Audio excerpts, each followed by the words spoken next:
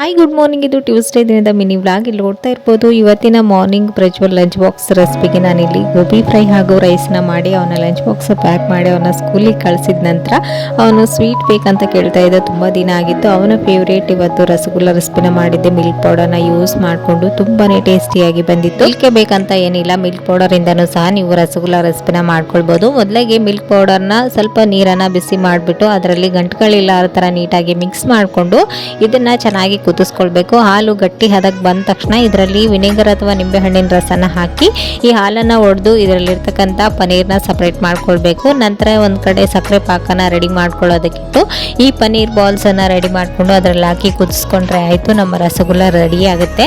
So ತುಂಬಾ easy ಮಾಡೋದು, ಸ್ವಲ್ಪ ಟೈಮ್ ಹಿಡಿಯುತ್ತೆ ಅಷ್ಟೇ. ಸೊ ಇದರ ಒಂದು ಕಂಪ್ಲೀಟ್ ರೆಸಿಪಿನ ನೀವು ನೋಡಬೇಕಂದ್ರೆ ಕವಿತಾಸ್ ಕನ್ನಡ ರೆಸಿಪಿ ಚಾನಲಲ್ಲಿ ಹಾಕಿದ್ದೀನಿ. ನಿಮ್ಗೆ ಯಾರಿಗಾದ್ರೂ ಇಂಟ್ರೆಸ್ಟ್ ಇದ್ರೆ ಹೋಗಿ ಚೆಕ್ ಮಾಡ್ಕೊಳ್ಬೋದು. ಈ ಸಂಕ್ರಾಂತಿ ಹಬ್ಬಕ್ಕೆ ಮನೆಗೆ ಗೆಸ್ಟ್ಗಳು ಬರೋದಂತೂ ಕಾಮನ್ ಅಲ್ವಾ. ಸೊ ಅವರಿಗೆ ಸರ್ವ್ ಮಾಡೋದಕ್ಕೆ ಈ ರೀತಿಯಾದಂಥ ಸಾಫ್ಟ್ ಆ್ಯಂಡ್ ಟೇಸ್ಟಿ ಆದಂಥ ಗುಲಾಬ್ ಜಾಮ್ ರೆಸಿಪಿನ ನೀವು ಟ್ರೈ ಮಾಡಿ ಹೇಗೆ ಬಂತು ಅಂತೇಳಿ ಕಮೆಂಟಲ್ಲಿ ತಿಳಿಸಿ. Thank you for watching.